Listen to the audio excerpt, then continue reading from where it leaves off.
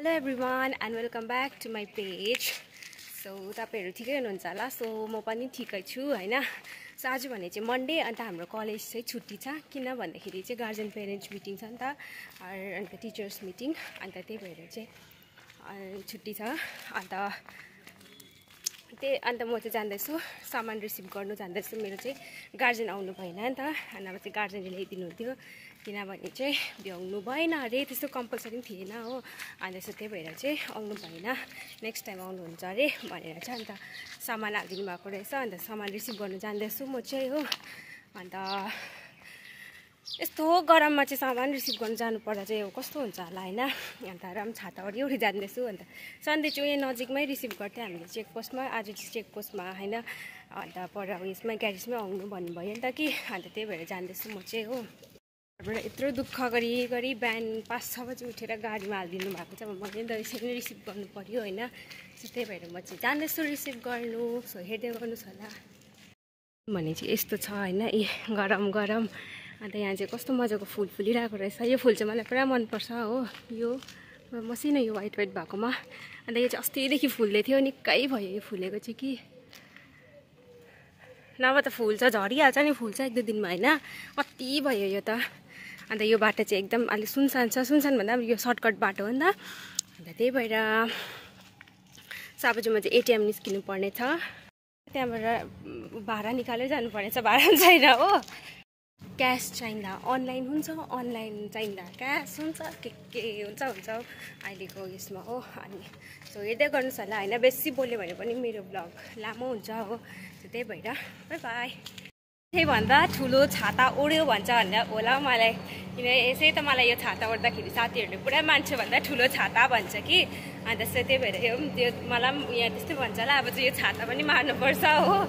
अन्त किनकि अन्त टोटो गाडी कुद्नेमा छ यत्रो छाता ओढेर कहाँ हिँड्नु म चाहिँ हैन. अन्त यो छाता मार्नुपर्छ अब चाहिँ.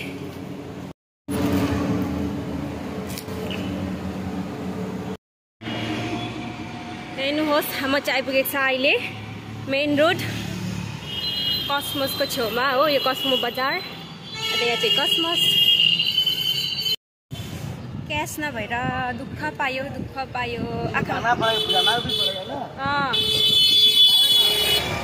क्या कहाँ जाना है? मतलब मैं यही बैठती हूँ ना सिलगुड़ी पे. सिलगुड़ी वहाँ ज्योति नगर. हाँ तो सिक्किम से सामान भेजा है ना घर से, तो वही लेने जा रही हूँ. हल्का कफ भन्दै. अन्त चाहिँ यहाँ मेरोमा चाहिँ खालि अनलाइन मात्रै छ, क्यास नभएर चाहिँ दुःख पाएको हो नि त कि. दुःख पाएको हो नि त, दुःख. बल्ल गाडी आयो.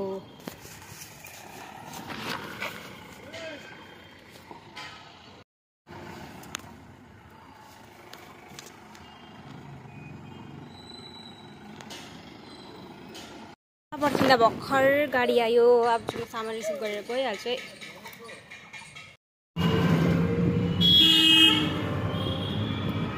मेरो सामान लिएर फर्केको म चाहिँ अहिले हो. सामान लिएर चाहिँ फर्किँदै गरेको रुममा.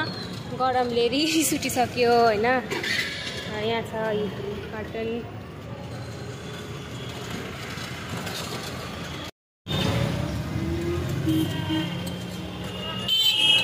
सामान चाहिँ रिसिभ गरिसकेँ होइन. सो होइन अन्त रिसिभ गरिसकेर पनि अब चाहिँ म चाहिँ रुममा पुग्नु आँटेको जान्दैछु होइन. अन्त गरमले चाहिँ कस्तो पिचोक भइरहेको छ होइन. यत्रो सामान बोकिकन जानु पर्दैछ. काबु भयो. अब चाहिँ सामान रिसिभ गर्नुभयो. डाइरेक्ट रुममा गएर भेट्छु तपाईँहरूलाई. अब चाबी छ.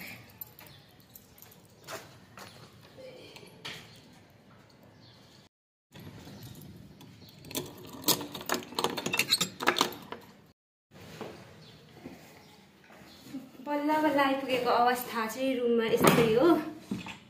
बल्ल आइपुगेको अवस्था रुममा है. यस्तो हत्तु भयो पो त.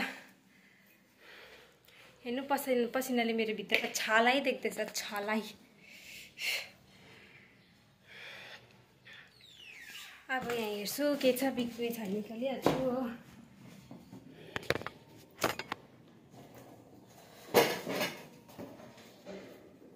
खोर्सानी बिग्रिसकेछ नि त।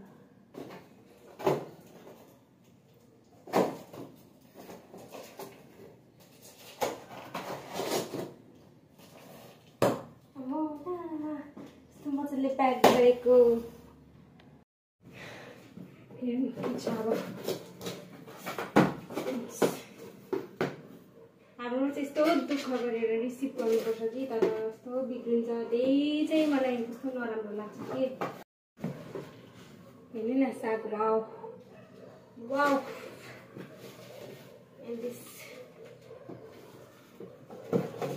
एन्ड दिस मुन्टा इस्कुसको this is my favourite one हो।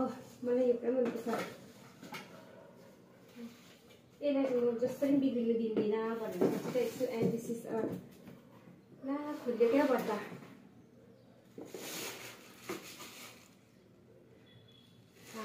एन्ड दिस इज मासु हो। बाबाले चाहिँ मलाई खास यही पठाउनुको लागि चाहिँ पठाउनु भएको बिचारा हो।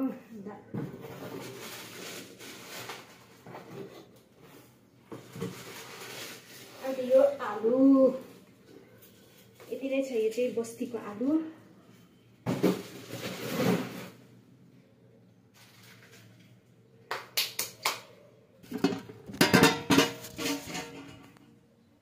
हो यति नै छ। यहाँ चाहिँ म दही लक गरिहाल्छु किनकि केही हुँदैन कि यो हावाले गर्दा पुरा ट्याङ ट्याङ गर्छ कि त्यही भएर।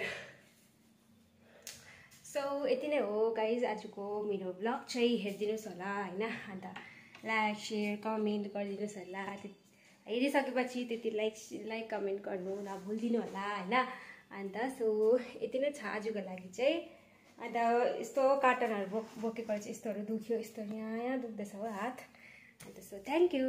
लामो हुन्छ भिडियो पनि बेसी बोल्दा हो। So bye bye guys and अर्को भ्लगमा भेट्छु तपाईँहरूलाई। So bye bye take care stay tune.